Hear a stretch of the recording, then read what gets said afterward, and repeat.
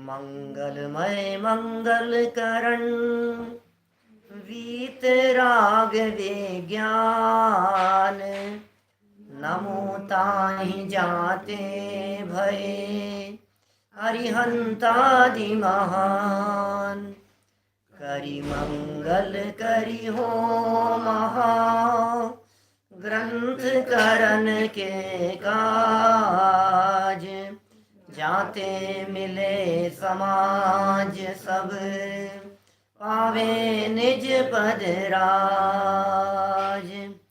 मिथ्या भाव अभाव ते जो प्रगटे निज भाव, सो जयवंत रहो सदा यही मोक्ष उपाव, यही मोक्ष उपाव। आचार्य कल्प पंडित प्रवर टोडरमल जी द्वारा लिखित यह मोक्ष मार्ग प्रकाशक नामक ग्रंथ है। दूसरे अधिकार में संसार अवस्था के स्वरूप की यहाँ चर्चा चल रही थी और इस संसार अवस्था में इस जीव की क्या परिस्थितियाँ बनती है उसे अपेक्षित विस्तार से बताया गया। पेज नंबर 22 पर कल जो हमने चर्चा यहाँ उठाई कर्म बंधन के निदान के संदर्भ में, आपने भावपूर्वक उन सब चर्चाओं को सुना। यहाँ निदान हो गया, यहाँ डायग्नोस हो गया कि हमें कर्म का बंधन है,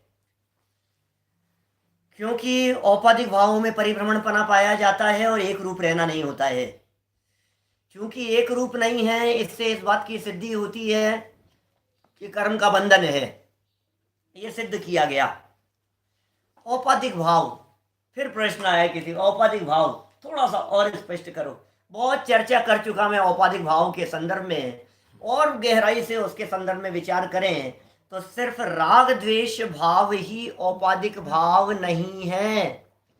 राग द्वेष भावों के साथ साथ में मिथ्यात्व भी, अन्य विकार भी, और अन्य रूप अवस्थाओं में जो परिणमन दिखाई देता है संसार अवस्था में, वो भी सब औपाधिक भाव है। विभाव भाव जितने भी हैं वो सब औपाधिक भाव है।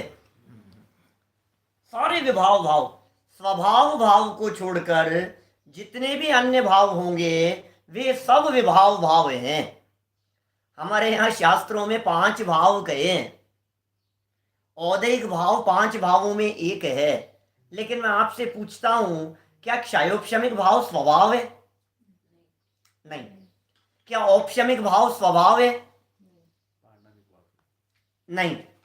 इस क्षयिक भाव वो स्वभावानुसार दिखाई देता है, तो क्षयोपशमिक भाव भी स्वभाव नहीं है और औपशमिक भाव भी स्वभाव नहीं है और औदैहिक भाव भी स्वभाव नहीं है। इसका मतलब क्षयोपशमिक भावों में दिखाई देने वाली विविधता वो भी स्वभाव न होने के कारण, स्वभाव से भिन्न होने से औपाधिक भाव दिखाते हैं। क्या समझ में आ रही है बात? माने जो विविधताएं दिखाई दे रही है, सर्व विविधताएं, ये कह रहे हैं औपाधिक भावों में परिभ्रमणपना पाया जाता है, एक रूप रहना नहीं होता।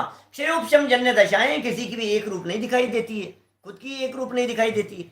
क्षयोपशम ज्ञान है, अभी कुछ और अभी कुछ, तो सब विभाव भाव के अंतर्गत शामिल हो गए। क्षयोपशम भाव भी, औपशमिक भाव भी, और औदैहिक भाव तो सारे हैं ही।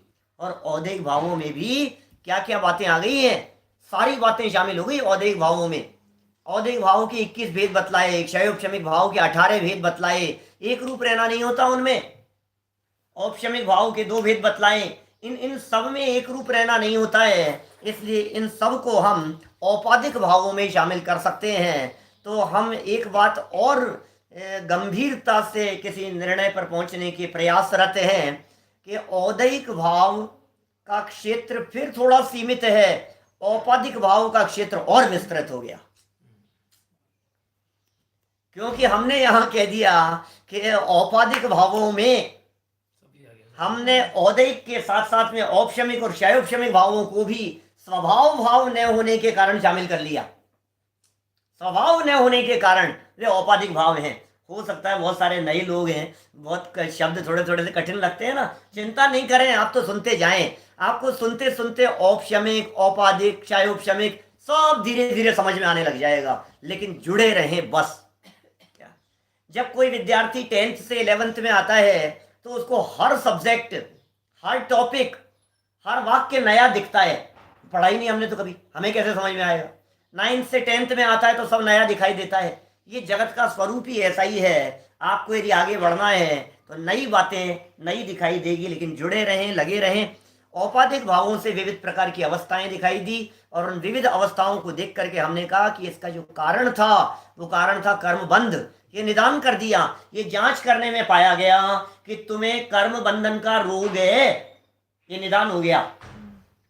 आचार्यों ने, वीतरागी संतों ने हमें देख करके यह प्रतिपादित किया, अरे अरे ये जो तेरे दिख रहा है ना, ये उतार चढ़ाव जो दिख रहे हैं तेरे भावों में, तेरे संयोगों में, तेरी परिस्थितियों में, सब जगह पर औपाधिक भावों में जो विविधता दिखाई दे रही है, इन सब को देख करके हम ये निष्कर्ष पर पहुंचे हैं कि तुझे कर्म बंधन का रोग लगा है, बीमारी है तेरे को, कर्म बंध की बीमारी है। तो ये तो हो गया निदान।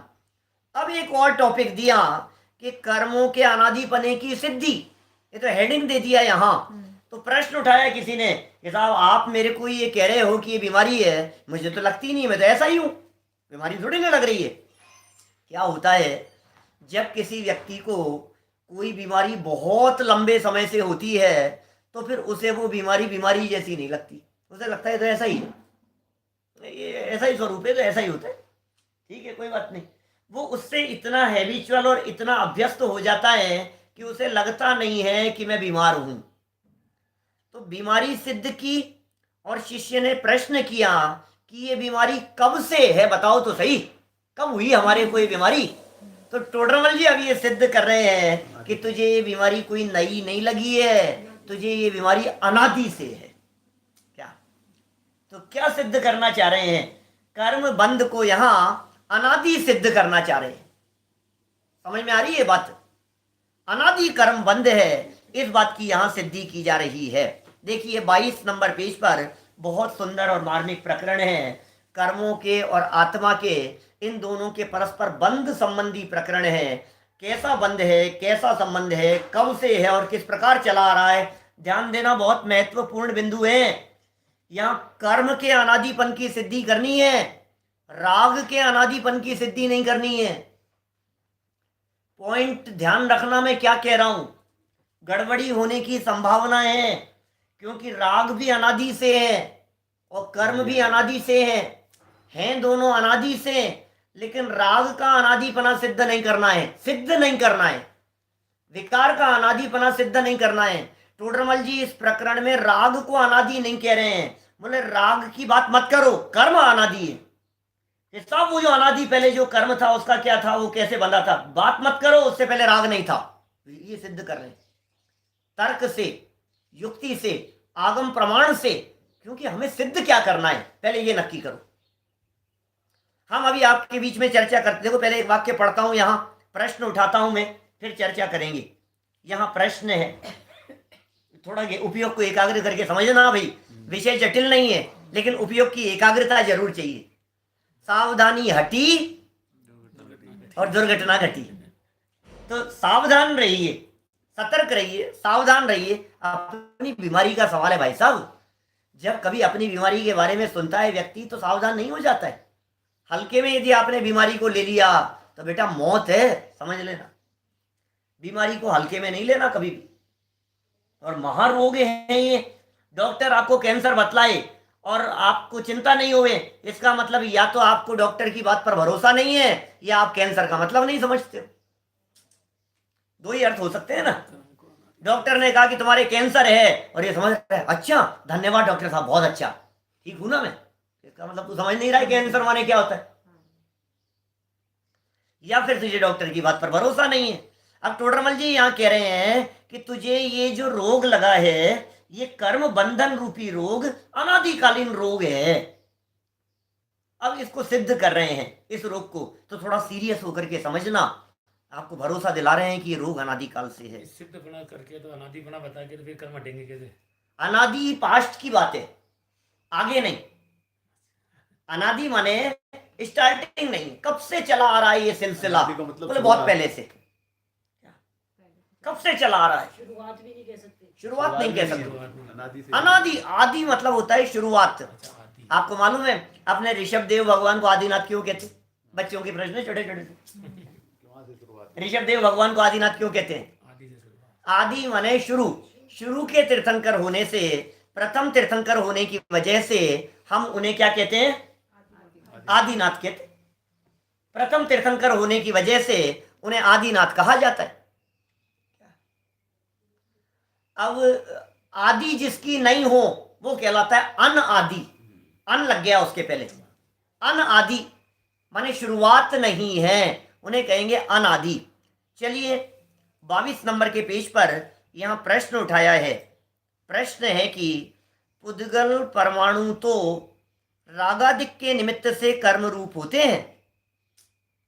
कोई भी पुद्गल परमाणु है, राग का निमित्त बना और कर्म रूप हो गए। अनादि कर्म रूप कैसे हैं? समझ में आ रही है बात? आप जानते हैं इस चीज को कि कोई भी कर्म बंधते हैं तो राग के निमित्त से बनता है। कर्म बंधा उसमें राग निमित्त था, बराबर। अब राग हुआ तो कर्म बंधा, फिर कर्म का उदय आया, उदय में इस जीव ने फिर विकार किया तो राग द्वेष हो गया। फिर जो राग द्वेष हुआ उससे फिर नया कर्म बंध गया। फिर जो कर्म बंधा उसमें के उदय में फिर राग द्वेष किया, फिर राग द्वेष हुआ तो फिर नया कर्म बंधा। समझ में आ रही है? ये ऐसी परंपरा चलती है। पहले मुर्गी की पहले अंडा। कर्म से द्रव्य कर्म। अभी देखिए ये बड़ी गजब की बात है ये। अभी ये अनादिपन की सिद्धि में यद्यपि बात तो यही है कि दोनों अनादि हैं, राग और कर्म दोनों अनादि हैं। कर्म, जब हम कर्म शब्द का प्रयोग करें तो द्रव्य कर्म समझना, जब हम राग शब्द का प्रयोग करें तो भाव कर्म समझना। भाव कर्म और द्रव्य कर्म दोनों अनादि हैं, और दोनों के अनादिपन की चर्चा करते हुए 50 उदाहरण दे सकते हैं हम, और दोनों को अनादि सिद्ध करने की चर्चा कर सकते हैं। लेकिन हम दोनों को अनादि पने की चर्चा यहाँ नहीं करेंगे, क्योंकि टोडरमल जी साहब दोनों को अनादि नहीं बताना चाहते हैं। समझना मैं क्या कह रहा हूं। इस प्रकरण को पढ़ते समय यहाँ थोड़ी सी गड़बड़ हो जाती है, और गड़बड़ ये हो जाती है, हम कहते हैं दोनों अनादि है, दोनों अनादि है। और एग्जाम्पल वही, अंडा पहले के मुर्गी पहले, बीज पहले के वृक्ष पहले। बोलो कौन कौन पहले है? यदि आप ये कहते हो अंडा पहले है तो बिना मुर्गी के अंडा कहां से आया? और आप यदि कहते हो मुर्गी पहले है तो बिना अंडे के वो मुर्गी कहां से आई थी? ये मुर्गी पहले अंडे से आई, वो अंडा किसी मुर्गी से था, वो मुर्गी किसी अंडे से थी, वो अंडा किसी मुर्गी से था। तो कौन पहले से है? तो एक जवाब देते हैं दोनों अनादि से। मैं आपसे पूछता हूं संडे मंडे ट्यूसडे, बोलो ये 7 जो वार हैं, इन वारों में कौन सा वार पहले? बोलो कौन सा वार पहले है? संडे पहले, मंडे पहले? मंडे को पहले मानेंगे तो क्या उसके पहले संडे नहीं था? तो उसके पहले संडे हुआ था कि संडे के पहले सैटरडे हुआ था? बोले उसके पहले फ्राइडे हुआ था। आप समझ रहे हैं? तो कौन सा शुरू है? बोले तो साइकिल चल रही है, इसमें क्या है, दोनों ही अनादि से है। अब दोनों के अनादिपन्न होने के बावजूद भी, अभी यहाँ कर्म और राग में लगाइए इस बात को। जैसे समझिए राग हुआ, समझ में आ रही है? ये राग हुआ तो किसी कर्म के उदय के निमित्त से हुआ, ठीक है, कर्म के उदय के निमित्त से हुआ, कर्म था। तो कर्म था तो वो कर्म क्यों बंधा था? बोले तुमने राग किया था इसलिए कर्म बंधा था। बोले वो राग कहां से आया? कि द्रव्य कर्म के उदय के निमित्त से, है ना?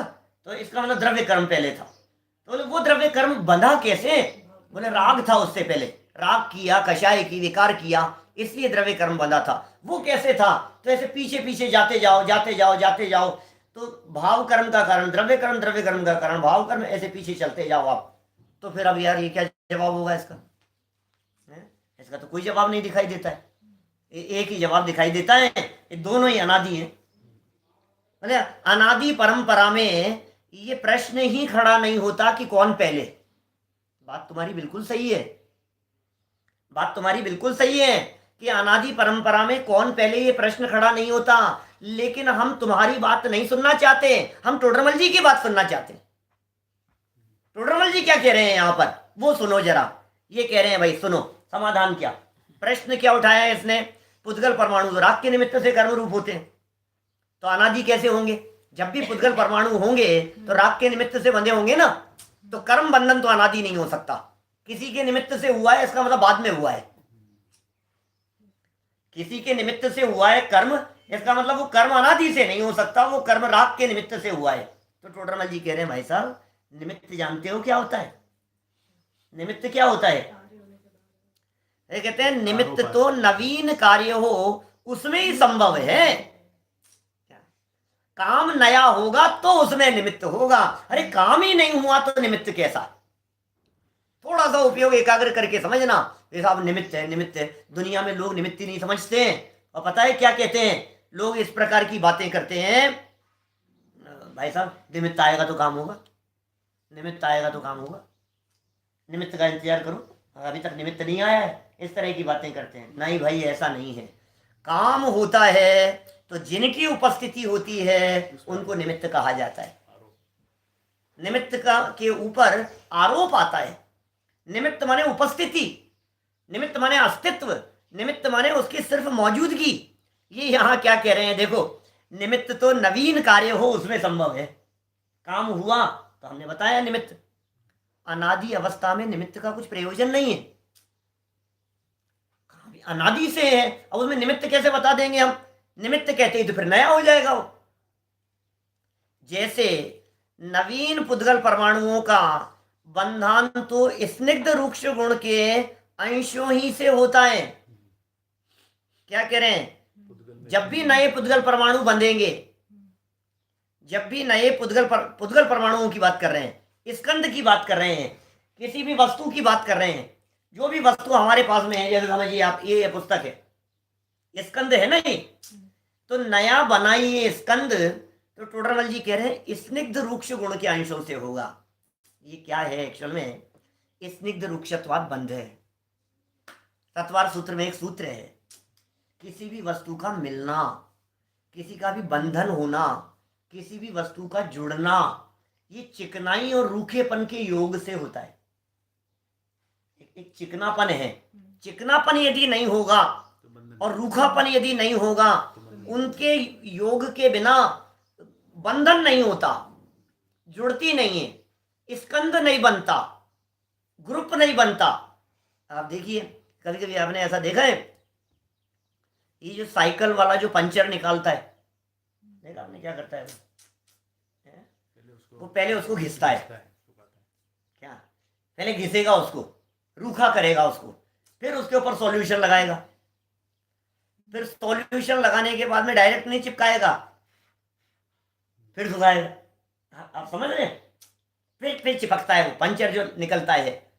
माने चिकने और रूखेपन का जो योग है ना, उससे वो बंधन पक्का होता है। आप फोटो चिपकाते हैं ना, आप पेस्ट करते हैं किसी फॉर्म के ऊपर, तो फोटो कैसे पेस्ट की जाती है, अच्छे से यदि आपको चिपकानी है तो उसके पीछे का जो चिकना पार्ट है उसे उतार करके फिर चिपकाओ, उसको खुरदरा करो, तब जो चिपकेगी तब वो अच्छे से चिपकेगी। ये सूत्र है, ये किताब बनी है, पुद्गल बने हैं, परमाणुओं से स्कंद बनाए, शरीर भी जो बना है ना, ये स्कंद है। ये स्कंद माने बहुत सारे परमाणुओं का ग्रुप होकर के बनना। दीवाल है, कपड़े हैं, जो कुछ आंखों से दिखाई दे रहा है, ये सब स्कंद हैं, इनमें अनंत परमाणु हैं। उन परमाणुओं का बंधन कैसे हुआ, वो परमाणु जुड़े कैसे, बोले चिकने और रूखेपन से पन के योग से जुड़े हैं। चिकनापन और रूखापन, इसके योग से ये बने हुए हैं, जुड़े हैं। तो बोले सुनो, नया जब जुड़ने की बात करोगे तब तो चिकना रूखापन है, और जो पहले से ही है उसमें चिकने रूखे का क्या सवाल है। पॉइंट समझ में आ रहा है क्या कह रहे हैं पंडित जी साहब। देखो, स्निग्ध रूक्ष गुण के अंशों से ही होता है नए पुद्गलों का बंधन, और मेरु आदि स्कंधों में अनादि पुद्गल परमाणुओं का बंधन है, वहां निमित्त का क्या प्रयोजन है। अब वहां निमित्त नहीं चाहिए क्योंकि अनादि से है, अब निमित्त की कैसे बात करोगे आप। हम आपसे कहें कि मेरू पर्वत जो है इसमें जब सबसे पहले जुड़े होंगे क्या, तब स्निग्ध रुक्ष गुण होंगे कि नहीं उसमें? कि सवाल ही नहीं है, क्या बात कर रहे हो, सबसे पहले जुड़े होंगे, अनादि में निमित्त नहीं होता है। ये तर्क दिया है इन्होंने, वहां निमित्त का क्या प्रयोजन है? मेरू आदि स्कंदों की बात कर रहे हैं। कल हमने बहुत सारे स्कंदों की चर्चा की थी, अकृत्रिम जनालयों की चर्चा की थी, सूर्य चंद्र की चर्चा की थी। हमने कहा ये जो सूर्य बिंब जो है, ये सूर्य बिंब, लोग ऐसा कहते हैं सूर्य के अंदर यदि देव रहेंगे तो हमें ही इतनी गर्मी लगती है, तो अंदर देवों को कितनी गर्मी लगती होगी। ठंडक होती है उसमें। नहीं भाई, ऐसा नहीं है, सूर्य के अंदर ठंडक है। आतप कर्म प्रकृति का उदय है सूर्य विमान में। सूर्य का जो बिंब है, सूर्य का जो विमान है, वो विमान पृथ्वी कायिक है, और उस पृथ्वी कायिक जीव के कर्म की एक प्रकृति है। नाम थोड़े थोड़े से नोट करते जाएं, याद नहीं हो तो याद करने की कोशिश करते जाएं। आत्मा के साथ जो बंधे हुए कर्म हैं, उन कर्मों में एक कर्म का नाम है नाम कर्म, और वो जो नाम कर्म है उसके भी एक और भेद है, उसका नाम है आतप नाम कर्म। और वो जो आतप नाम कर्म है उसका काम क्या होता है? उसका काम होता है टच करो तो ठंडा, और रेज निकले, उसकी किरणें निकले वो गर्म। ये आतप कर्म प्रकृति के उदय का काम है, और ये कर्म प्रकृति सिर्फ और सिर्फ सूर्य विमान में ही होती है, पृथ्वी का एक जीवों में ही। इसलिए सूर्य विमान तो ठंडा होता है, किरणें निकलती है वो गर्म होती है, उसके अंदर रहने वाले देवों को गर्मी की अनुभूति नहीं होती है। ये अनादि काल से हैं इस प्रकार के। हिल स्टेशन पे जाते हैं तो जितनी पास में जाते हैं हाँ। सूर्य की उतना ही ठंडक है। बोलो आप, हिल स्टेशन पर क्या होता है? जैसे जैसे सूर्य के पास में जाते हैं, मैंने ऊंचाई पर जाते जाते हैं, वैसे वैसे ठंडक है हिल स्टेशन पे। वहां ठंडक कहाँ से आ गई? वहां तो ऊंचाई पे चढ़ते जा रहे हैं ना आप, तो सूर्य के नजदीक जाते जा रहे हैं, ऊपर हाइट पर, तो गर्मी ज्यादा होनी चाहिए। देखो क्या कह रहे हैं यहाँ पर, मेरुगिरी आदि की चर्चा कर रहे हैं। थोड़ा सा कंसेप्ट को समझने की कोशिश करना, समझ में आएगी थोड़ी बात आपको। 5वीं 6ठी लाइन देखिए, उसी प्रकार नवीन परमाणुओं का कर्म रूप होना तो रागादि ही से होता है। नए परमाणु कर्म रूप हुए ना, नया कर्म बंधन हुआ, वो तो राग से होता है। और अनादि पुद्गल परमाणुओं की कर्म रूपी अवस्था है, वहां निमित्त का क्या प्रयोजन है? अनादि के अंदर इन्होंने राग को निमित्त नहीं कहा, ध्यान देना। अनादि के जो कर्म हैं, उन कर्मों में राग का क्या प्रयोजन है, निमित्त का क्या प्रयोजन है? माने निमित्त कुछ नहीं है वहां, अनादि में निमित्त नहीं होता। अरे यदि अनादि में भी निमित्त माने तो अनादिपना नहीं रहता। कितना सुंदर तर्क दिया। आप ये कहो सब अनादि से ही है, अनादि से ही है, राग भी अनादि से है, कर्म भी अनादि से है। तो टोडरमल जी कह रहे हैं कि हाँ हाँ ठीक है, लेकिन अनादि आपको द्रव्य कर्म को मानना पड़ेगा।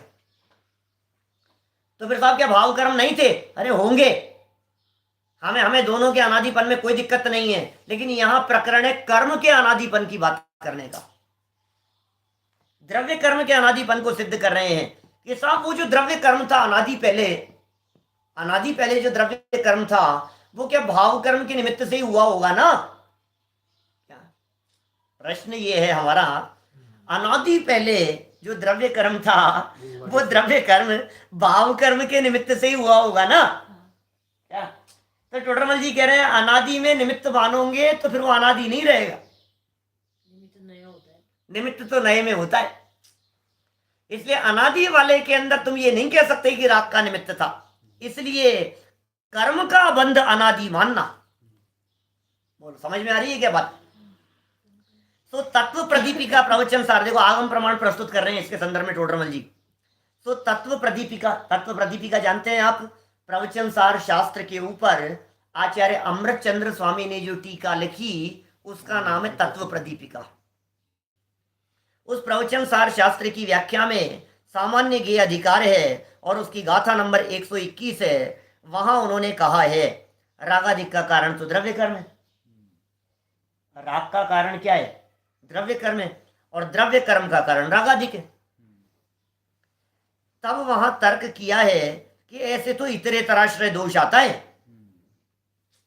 वह उसके आश्रित कोई वे उसके आश्रित, कहीं रुकाव नहीं है। ये प्रश्न उठाया है। राग द्रव्य कर्म से, द्रव्य कर्म राग से, राग द्रव्य कर्म से, द्रव्य कर्म राग से, राग द्रव्य कर्म से, द्रव्य कर्म राग से, इतरे तराश्रय दोष जानते हैं आप? न्याय शास्त्र की भाषा है।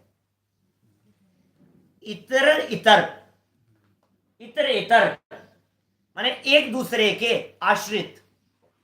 बचपन में इस तरह की बातें बहुत सुनते थे और बचपन से सुनते आ रहे हैं। इसके लिए प्रसिद्ध उदाहरण, इतरे तराश्रय दोष कैसे होगा कि साहब आपका घर कहाँ है? कि साहब राम के घर के सामने। कि राम का घर कहाँ है? कि मेरे घर के सामने। कि नहीं, आपका कहाँ है? कि राम के घर के सामने। कि उसका कहाँ है? मेरे घर के सामने। तो बोलो क्या होगा? ये उसका और वो उसका। तो जवाब कब मिलेगा कि दोनों का कहाँ है? कि बोले आमने सामने। तो जवाब नहीं मिलेगा आपको एक दूसरे के आश्रित। जैसे देखो आप, हम शिष्टाचार के नाते हमारे घर से आपको छोड़ने के लिए गए आपके घर, शिष्टाचार के नाते। भाई हम आपको शिष्टाचार के नाते छोड़ने के लिए आए, तो आपने कहा यार आपका बहुत उपकार है, लेकिन मैं अब आपके इस उपकार का एहसान कैसे चुकाऊं? तो मेरा शिष्टाचार ये कहता है अब आपको अकेला जाने दूं यहाँ से? नहीं नहीं, मैं आपको छोड़ने चलूंगा आपके घर। तो वो छोड़ने के लिए वापस आ गए इनके घर। तो उन्होंने कहा अच्छा आप मेरे को मेरे घर तक छोड़ने के लिए आए, तो शिष्टाचार के नाते मैं आपको आपके घर छोड़ने चलता हूँ। तो वो उनको छोड़ने के लिए और वो उनको छोड़ने के लिए, बोलो अंत कब आएगा? क्या इसका नाम है? इतरे तराश्रय दोष। क्या लेकिन पता है न्याय शास्त्रों में इसके संबंध में कहा कि इसमें इतरे तराश्रय दोष नहीं आता है। किस लिए नहीं आता है? इसलिए नहीं आता है कि राग से जो कर्म बंधा, राग से जो कर्म बंधा ना, वे नए कर्म परमाणु थे। और वो जो कर्म बंधा है उससे जो राग होगा, वो राग वो पहले वाला राग नहीं है, वो नया राग है। और उस राग से जो कर्म परमाणु बंधेंगे वे के वे नहीं बंधेंगे जो पहले बंधे थे, वे नए बंधे हैं। समझ में आ रही है बात? जैसे अंडे से मुर्गी हुई, फिर इस मुर्गी से अंडा हुआ, तो इस मुर्गी से जो अंडा होगा ये वो वाला अंडा नहीं है जिससे खुद पैदा हुई थी। समझ में आ रही है बात? ये नया है। देखो यहाँ क्या कह रहे हैं, ये इतने तराश्रय दोष आता है भाई साहब। द्रव्य कर्म और भाव कर्म, इनमें संबंध ऐसा दिखता है कि एक दूसरे के आश्रित दिखाई देते हैं। ये समस्या खड़ी होती हुई दिख रही है। तो जवाब क्या है? उत्तर दिया अमृत चंद्राचार्य, प्रवचनानुसार का उदाहरण है, सुनना ध्यान से। क्या कह रहे हैं? नैवम अनादि प्रसिद्ध द्रव्य कर्म संबंधस्य तत्र हेतुत्वेनोपादानात्। इस प्रकार इतरे तराश्रय दोष नहीं है, क्योंकि अनादि का स्वयं सिद्ध, स्वयं सिद्ध, स्वयं सिद्ध। समझना क्या कह रहे हैं? बिना राग के स्वयं सिद्ध। क्या कह रहे हैं ये आचार्य देव? बिना राग के कैसे हो जाएगा साहब? हम कैसे मान ले इस चीज को? दोनों ही अनादि मानो। सुनो तो सही क्या कह रहे हैं, बात तो सुनो। तर्क युक्ति आगम प्रमाण से सिद्ध कर रहे हैं टोडरमल जी साहब। इस प्रकार इतरे तराश्रय दोष नहीं है, क्योंकि अनादि का स्वयं सिद्ध द्रव्य कर्म का संबंध है, उसका वहां कारणपने से ग्रहण किया है। माने हमने द्रव्य कर्म को मूल रूप से, कारण रूप से अनादि में स्वीकार किया है। फिर बाद में राग द्वेष हुए, फिर राग द्वेष हुए तो उसके निमित्त से नया कर्म बंधा। तो बोले नया बंधने में तो हम रागादिक को निमित्त मानते हैं, लेकिन अनादि व्यवस्था में निमित्त की व्यवस्था नहीं होती है। इसलिए द्रव्य कर्म का बंधन अनादि मानना, ये कह रहे हैं। सुनो जरा क्या कह रहे हैं टोडरमल जी, तर्क प्रस्तुत किया उसके पीछे। ऐसा आगम में कहा है। एक तो आगम बतला दिया आपको, प्रवचन सार की 121वीं गाथा प्रस्तुत कर दी। यहां आगम में बतला दिया कि द्रव्य कर्म को कारणपने स्वीकार किया है, तथा युक्ति से भी ऐसा ही संभव है। एक तो आगम, अब युक्ति क्या है आपकी द्रव्य कर्म को अनादि कहने में? राग को क्यों नहीं अनादि कह रहे हो आप? कहा कि भाई कर्म के निमित्त बिना पहले जीव को रागादिक कहे जाएं तो रागादिक जीव का एक स्वभाव हो जाए, क्योंकि पर निमित्त के बिना हो उसी का नाम स्वभाव है। ये युक्ति बतला दी। भाई कारणपने रूप से किसे स्वीकार करें? यद्यपि यह बात परम सत्य है कि अनादि में राग पहले या कर्म पहले, ये बात नहीं चलेगी, अनादि की बात है। लेकिन यहां सिद्ध क्या करना है ये बताओ, हेडिंग क्या है ये बतलाओ। कर्मों के अनादिपने की सिद्धि कि राग और कर्म दोनों के अनादिपने की सिद्धि? क्या तुम्हारे को यहां सिद्ध क्या किया? तुम्हारे बीमारी कौन सी है? बोले कर्म बंधन की बीमारी है। तो बीमारी का अनादिपना सिद्ध कर रहे हैं ना। उस बीमारी से कैसे भाव हुए ये नहीं बतला रहे हैं कुछ भी। हम तो कर्म के अनादिपन को सिद्ध कर रहे हैं। देखिए क्या कह रहे हैं, क्या हेतु बतलाया। दुनिया में देखिए कोई भी ऐसी चीज की बात करो जो चीज किसी के निमित्त के बिना नहीं है, किसी का निमित्त नहीं है, इसका मतलब है स्वभाव है। स्वभाव में निमित्त। जो बिना निमित्त के हो उसे कहते हैं स्वभाव। जैसे अग्नि गर्म है, तो अग्नि क्यों गर्म है भाई साहब? अग्नि की उष्णता के पीछे क्या कारण है बतलाओ? स्वभाव है। और पानी की उष्णता के पीछे क्या कारण है? निमित्त है। अग्नि का नया निमित्त। जो निमित्त के बिना हो उसे कहते हैं स्वभाव। पानी का स्वभाव शीतलता है, क्योंकि बिना निमित्त के वो शीतल है। आत्मा का स्वभाव ज्ञान है, क्योंकि उसे ज्ञान रूप होने के लिए किसी निमित्त की जरूरत नहीं है। कि साहब राग रूप होने के लिए बोले निमित्त चाहिए, राग में निमित्त चाहिए। परद्रव्य चाहिए। अब ये कह रहे हैं राग को यदि बिना निमित्त के मान लोगे आप, तो राग को स्वभाव मानना पड़ेगा। पॉइंट समझ में आ रही है बात? अग्नि है, वो अग्नि गर्म क्यों है? कोई निमित्त नहीं है, स्वभाव ही है उसका। नमक खारा क्यों है? क्योंकि नमक का स्वभाव ही खारापन है। तो जो बिना निमित्त के हो उसे कहते हैं स्वभाव। स्वभाव में निमित्त नहीं होता, और जहां निमित्त होता है वहां स्वभाव नहीं होता। तो राग द्वेष की चर्चा कर रहे हैं। थोड़ा सा मुझे मालूम है लोगों के लिए थोड़ा सा जटिल लग रहा होगा, नए लोगों के लिए, लेकिन थोड़ा धैर्य रखें, बात समझ में आएगी धीरे धीरे। कंसेप्ट क्लियर कर रहे हैं, कुछ ना कुछ करने की कोशिश कर रहे हैं। भाई कर्म के निमित्त के बिना पहले जीव को रागादिक कहे जाएं। कर्म के निमित्त के बिना यदि जीव को रागादिक कहे जाएं तो रागादिक जीव का एक स्वभाव हो जाए। फिर उसका अभाव नहीं हो सकता। क्यों? क्योंकि पर निमित्त के बिना उसी का नाम स्वभाव है।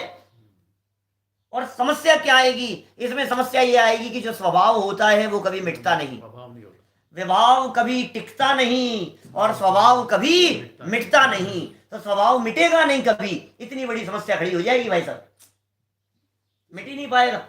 रागादिक विकारी भाव यदि तेरा स्वभाव हो जाएंगे तो कभी मिटेंगे ही नहीं। ये तो स्वभाव ही है, ये मिटता नहीं है कभी भी। अनंत सिद्धादि का है नहीं। अनंत सिद्धादिक के है नहीं, इससे सिद्ध होता है कि ये स्वभाव नहीं है।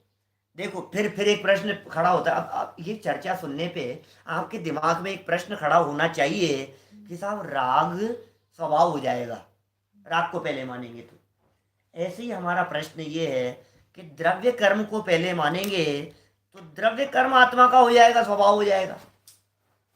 प्रश्न तो उठता है ना ऐसा। भाई आपने राग को तो कह दिया, अब ऐसे द्रव्य कर्म को पहले मानोगे, कारण रूप से स्वीकार करोगे, तो द्रव्य कर्म और आत्मा को एक मानने का प्रसंग आएगा। तो कह रहे हैं इसलिए कर्म का संबंध अनादि ही मानना, राग का संबंध अनादि नहीं है। राग भी अनादि से, यहां वो प्रसंग नहीं है। हम ये कह रहे हैं राग को निमित्त बिना नहीं, राग के लिए द्रव्य कर्म को कारण मानना, इसलिए द्रव्य कर्म का संबंध अनादि मानना। प्रश्न उठाया जैसा आपको उठता है।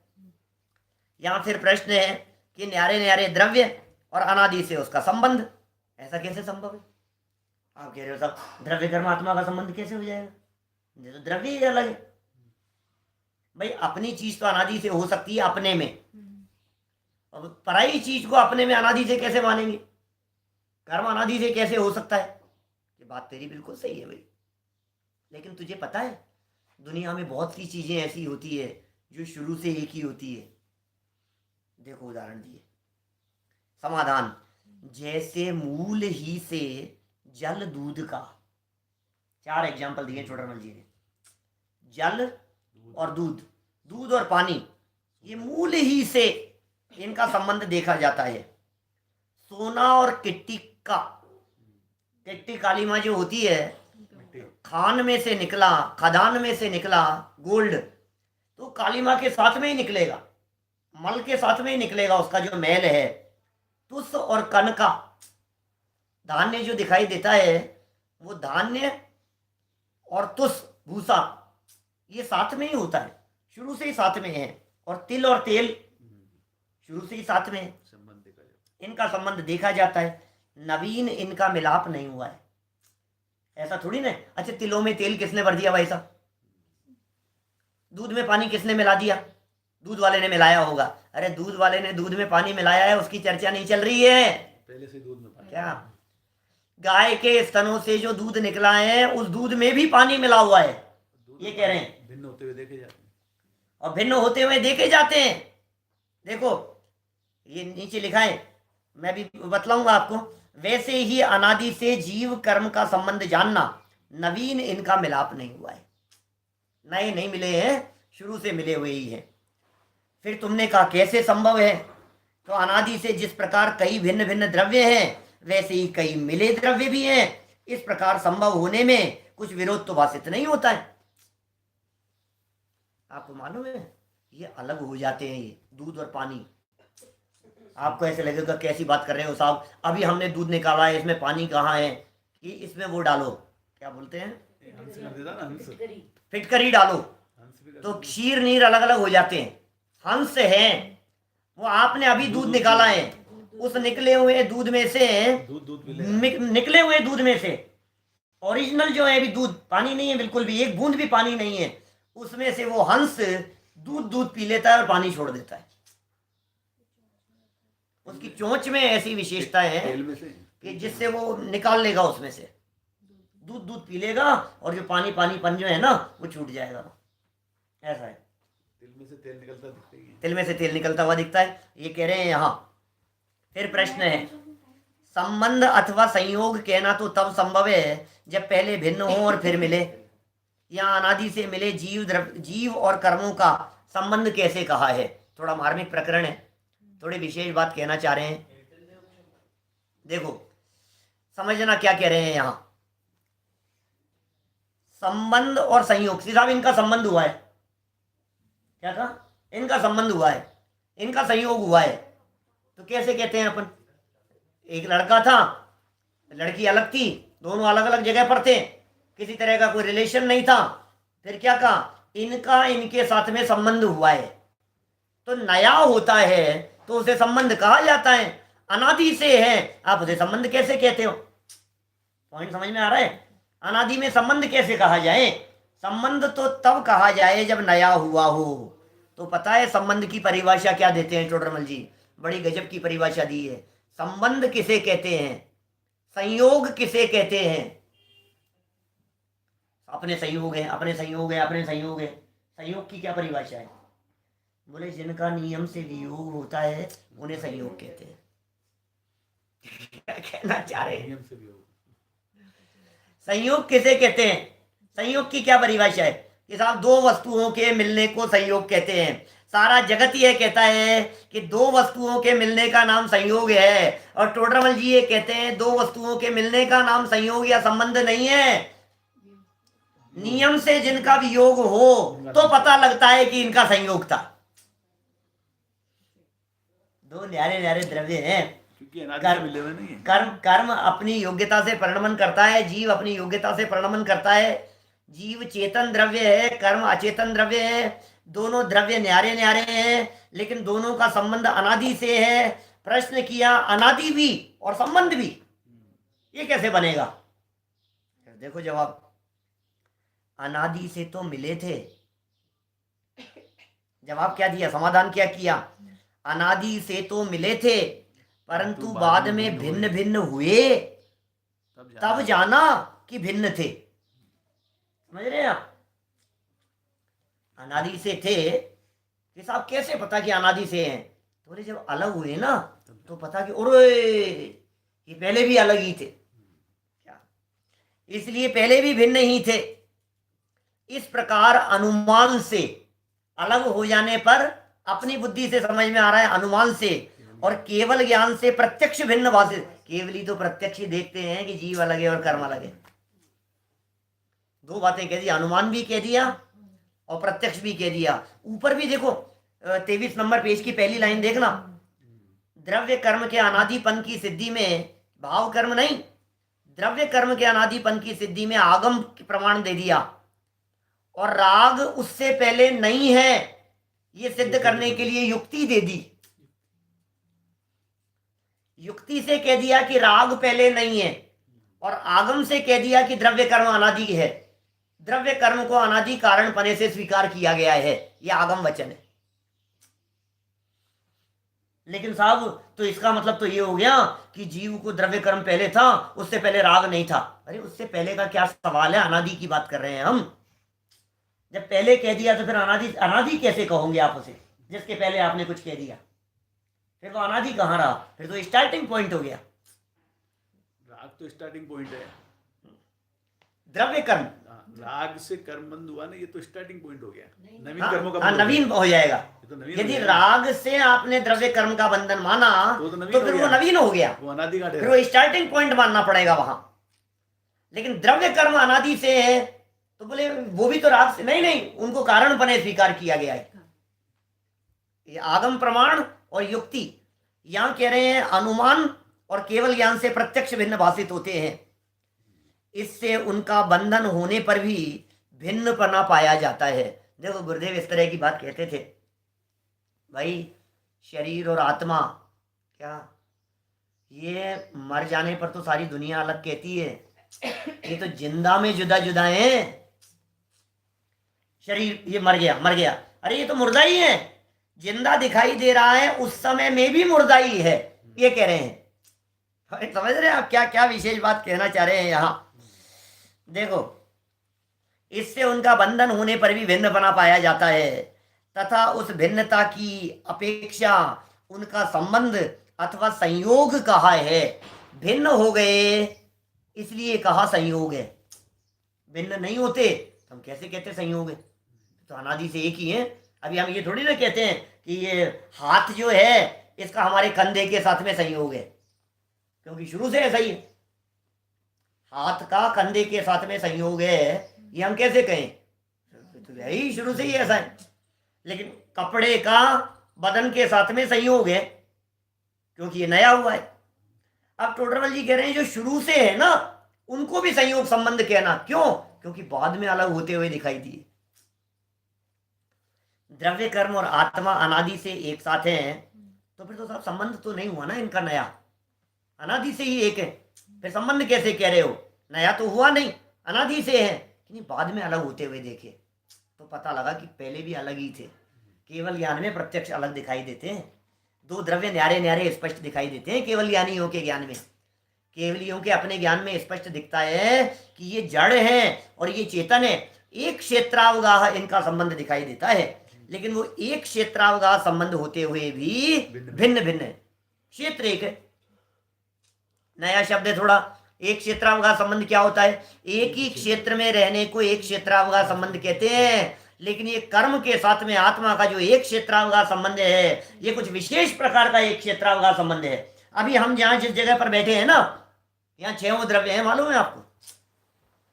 आकाश भी है, धर्म भी है, अधर्म भी है, काल भी है, ये शरीर, सब 6 द्रव्य हैं यहाँ, सबका एक क्षेत्रावगाह संबंध है। तो भी शरीर और आत्मा का जैसा एक क्षेत्रावगाह संबंध है वैसा धर्म द्रव्य के साथ एक क्षेत्रावगाह संबंध नहीं है। क्योंकि उठ करके वहां चले हम तो ये साथ में थोड़ी ना चलेगा धर्म द्रव्य, यहाँ वाला, यहाँ के कालाणु वहां तक थोड़ी ना जाएंगे। इसका मतलब कालाणु के साथ जो हमारा एक क्षेत्रावगाह संबंध है वो तो जब तक उस जगह पर हैं तब तक, और शरीर के साथ एक क्षेत्रावगाह संबंध है वो कैसा? जन्म से मरण तक। लेकिन कर्मों के साथ में एक क्षेत्रावगाह संबंध और विशेष प्रकार का है, वो कैसा? कि शरीर भी छूट गया यहां और द्रव्य कर्म का एक क्षेत्रावगाह संबंध अगले जन्म तक चला गया। ये कुछ एक अलग प्रकार का एक क्षेत्रावगाह संबंध है। कर्म के साथ में आत्मा का संबंध ये विशिष्ट जाति का संबंध है, ये कुछ अलग हटके संबंध है। कर्म और आत्मा का संबंध। माने यहाँ ये कह रहे हैं कि नए नहीं मिले लेकिन अलग होते हुए दिखाई दिए।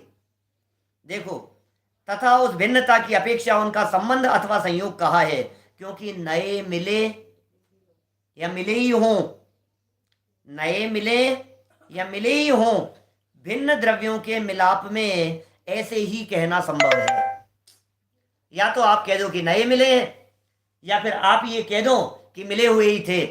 भिन्न द्रव्यों के संबंध में ऐसा कहना संभव है। इस प्रकार इस जीव और कर्म का अनादि संबंध जानना, अनादि काल से ये जीव का संबंध है, फिर भी जीव और कर्म इन दोनों का अनादि संबंध होते हुए भी ये दोनों भिन्न भिन्न हैं, ये दोनों अलग अलग हैं। कुछ इस तरह के प्रश्न उठते हैं। एक प्रश्न आया हुआ भी है सामने, किसी श्रोता का प्रश्न है कि साहब कर्म तो जड़ है, और जड़ होते हुए भी फिर वो बांध कैसे लेते हैं? हम भाव करते हैं, फिर वो कर्म हमारे भाव के हिसाब से बंधते क्यों हैं? उन्हें कैसे पता लगा? वे कर्म कैसे बन जाएंगे? कर्मों को किसने कहा? कर्मों के पास में तो ज्ञान नहीं है। तो आपको जिस तरह के ये प्रश्न उठ रहे हैं, ये प्रश्न इस तरह के टोडरमल जी ने स्वयं ने उठाए हैं, और स्वयं ने उठा करके उस प्रकार का जवाब दिया है।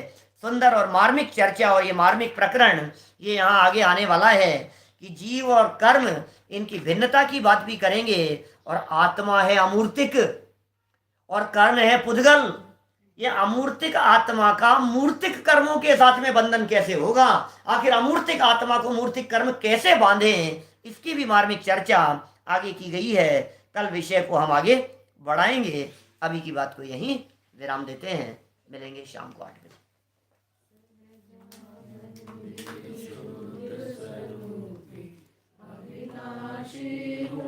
आत्मस्वरूप आनंदी शुद्ध स्वरूपी अविनाशी हूँ आत्मस्वरूप।